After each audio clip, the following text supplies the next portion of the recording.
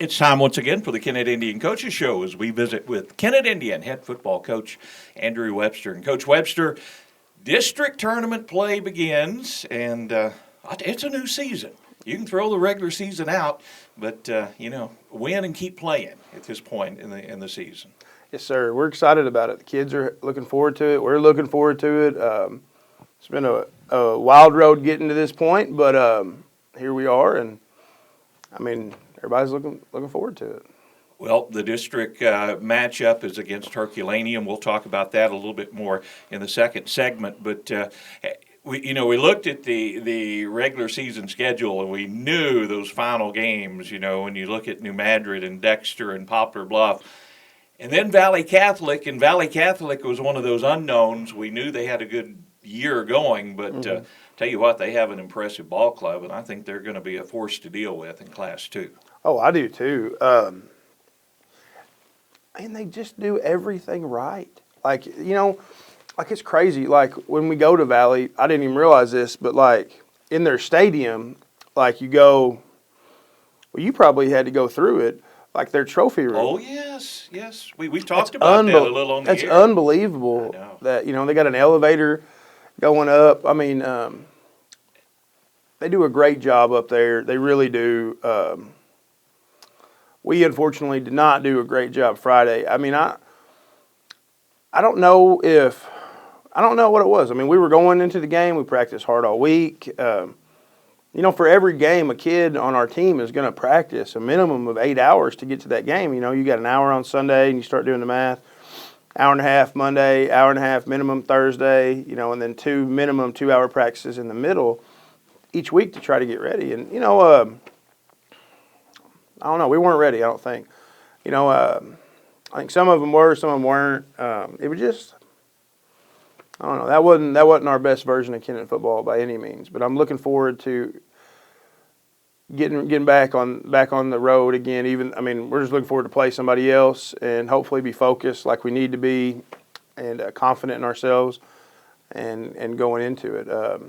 That's one of those games you can really use as a learning experience in this week of practice. Plus, we talked last week about having to go on the road and the road warriors. Mm-hmm. Definitely true, but sometimes when kids have to travel 2.5 hours on a bus and then get off and get mentally prepared to play a football game, it's a challenge for them. It really is. So, now you're doing it. They've been there last week. Now drive another 30 minutes and you'll be playing this week's opponents. So that's something and you got so many young kids, that's something they can build off of. I think so too, because a lot of them, it was their first time, a lot of them, it was their first time even traveling like that as a team. And then a lot of our guys that are playing, it's their first time traveling like that, then playing, and then trying to get focused. Any given day, we're dealing with teenagers, and like there's a lot of different variables even for each kid that they're going through different things and all kinds of changes for them, and sometimes some things happen. We're not happy about it, but like I said, we gotta find the positives and use those, and hopefully this week won't be such quite a shock because we're leaving at a similar time, a little bit earlier, just because of the stuff, and then we're going to stop at the same stop we stopped last week, and so hopefully, like you said, it's not quite such a overwhelming deal that since we've already done it once, now we're going to do it again, and if we win, guess what? We're going to do it again next week, and that's what we got. You talk about that in high school football. And these young kids trying to learn. But even if you look at the college teams, and I know going to Mizzou's homecoming, the South Carolina team stayed in Jefferson City, and they have a 25-minute bus ride, and you're at the stadium. Right. But even the home teams do their same routine. They don't stay in the dorms. They stay in a hotel the night before the game. Right. And that's so they get in that routine. And I guess the advantage for you is you can somewhat set a routine for these young players and get ready for this road trip and a very important ball game. Absolutely. I use the term fun loosely, kind of, I guess, because I personally really enjoy the whole process of the whole thing. To me, it is fun, and then you look at, like I'll be telling the players out there, like, hey, we need to have fun. We need to enjoy this. Well, what I mean is, like, not goofy fun. Like, you got to think about it, Perry. Like, what is fun about football? Well, not getting blocked. I mean, like, somebody blocking you, that ain't very fun. But, like, what if you use the skills that you're taught in practice? Maybe you're on defense and you make a big tackle. Now, that's fun. You can celebrate your teammates. You get great blocks. That's fun. You can work out and get touchdowns together. That's fun. And so, I'm telling the team, I'm like, hey, let's have fun. Let's play the game the right way, and we'll enjoy everything, And this week's practices have been a lot more that way. They've been really enjoyable. I mean, the kids have been playing really hard against each other. We've had a lot of competitive sessions this week. And so I think we're going to be ready. I mean, I feel confident in the boys that we're going to be focused and ready for this week in the playoffs here. All right, Coach Andrew Webster on the Kennett Indian Coaches Show. We're going to take a break. We'll talk about the players that he's going to have available for the district tournament game and look at Herculanuem, another team we don't know a lot about down here in the bottom of southeast Missouri, when the Kennett Indian Coaches Show continues right after this. We are back with Coach Andrew Webster on the Kennett Indian Coaches Show, and going into any district tournament game, I know last week, the week before, your focus has been on the district, and you had some guys banged up, and I know you hope to get some of those guys back. How's the status of some of those players that you've been without? Well, unfortunately, Spencer Potts, he's going to be out. He's hurt his ACL and meniscus, so he's unfortunately going to be done for football and for wrestling. He was a pretty good wrestler. He's going to be out, and that's unfortunate. He's a great teammate. I mean, he's a silly kid, but he's a wonderful teammate. So we're not going to be able to have Spencer. He's got good parents too. They done everything right, and it's just not good for him. But other than that, I think we're going to have everybody. We've got a few banged up, but they're going to try to play. They're all cleared. We should get Caden Taylor back. We should have Caleb Duncan back. I guess if we were an NFL team, we'd list them as questionable because we're not 100% sure they're going to be ready to rocking and ready to go because they're definitely not 100%. But I think both boys want to help the team, and like I said, it's playoff time, and they want to be out there. And I'm sure we're going to get whatever they've got to give. I know that. Just hopefully they're healthy enough to give the team a whole bunch because I know they really want to. Well, looking at the last 2 weeks, and you suffered the loss of two key players on your team, and with a team like Kennett, you're not just talking about offensive players, you're talking about defensive players.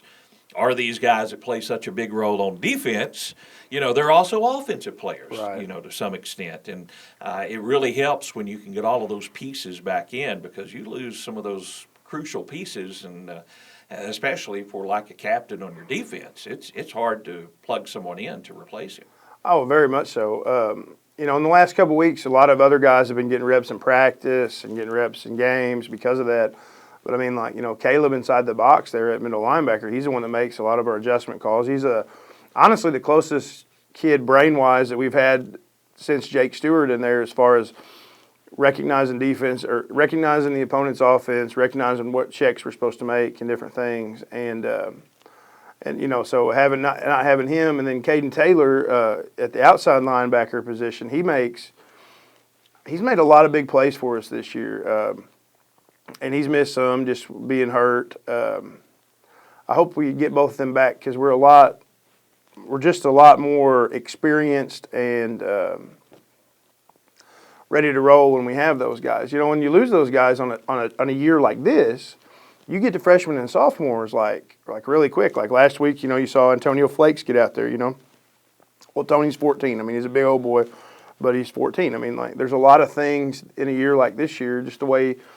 I mean, we're a public school, so everything kind of ebbs and flows with numbers and different things on who you get, and try to treat everybody good so that they want to be a part of the program and teach them stuff. But occasionally you get these years that have fewer numbers in the older classes, and we've got a whole slew of younger kids, and it's just part of it. But I'm confident that we'll have those guys at least in some capacity. I will say that Chris Jefferson last week, with Caleb and Caden both being injured last week, going into it, Chris Jefferson in the summer was a tight end, but due to inexperience on the O-line, we felt that we needed another lineman in there at guard, who's older and a little quicker. So we put Chris at guard, and he played there every game up until this Friday, till the Valley game. And then we moved Chris to tight end, where he played in the summer.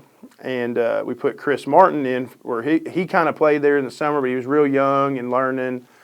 And so we put Jefferson back at tight end, and that seemed to help. I was kind of really proud of him. He's done a good job these last, at the game. I thought he did well. He caught the ball better than he did in the summer. And then this week he's going to stay at tight end to help give us depth there, even though Caden and Caleb both should be back. Neither one of them's at 100%, so we've got to leave him there, and Chris Martin will get more reps in there at he'll be back in there at right guard. So it should be good. I was just really proud of Chris. I wanted to mention him on the radio because I thought he's come a long way since. This is the first time he's played football since 8th grade. So the fact that he's been a two-way player on a varsity football team is pretty impressive when you think about it. Just it's one of them deals like you wouldn't. Like if you stop swinging at baseballs, it's pretty hard to just get back in there and start hitting baseballs, and there's a lot of aspects of football that are similar to that. Not necessarily hitting baseballs, but like it's not necessarily just like riding a bike. Like there's skill sets that you have to have, like where do you put your hands? How do you get in a good stance? There's so many different things to learn and be good at. And for a kid to be able to progress through those things and learn and have to switch positions due to depth and different things, that's pretty impressive. So I just wanted to mention him because I was really proud of how far he's came this year. Well, you were, you could say, seconds away from your opponent going into overtime and possibly you having a home game. Right. But as it was, Herculaneum pulled off a big win in the final, less than 2 seconds in the ball game. And talking to their athletic director, he said it was the most boring game ever until the last, few seconds of that ball game. So you're facing an opponent that's certainly not as high-powered of an offense as what you have seen against New Madrid and Dexter and Poplar Bluff and Valley Catholic, but your guys still have to go up there and take care of business. They really do. And, I would think this week would go a lot better now that we've, like you said, we've experienced, a long road trip like that. So for so many of them, that's their first one. Or like we said, it's the first one they've went on and then actually had to get off and get on the field and play. Maybe some of the older guys were on special teams or maybe they were just JV guys last year. But so now we've got a little experience under our belt. And I think this is the first time we've ever played Herculaneum. I don't know that there's ever been a game between Kennett and Herculaneum before. I couldn't find one. So this might be, the first time this has ever happened. So that's kind of neat. Well, it's going to happen tonight, first round of the district playoffs. And good luck, Coach. Let's get a win, and we'll talk more football next week. Yes, sir. Thanks a bunch, Perry. All right. Coach Andrew Webster on the Kennett Indian Coaches Show.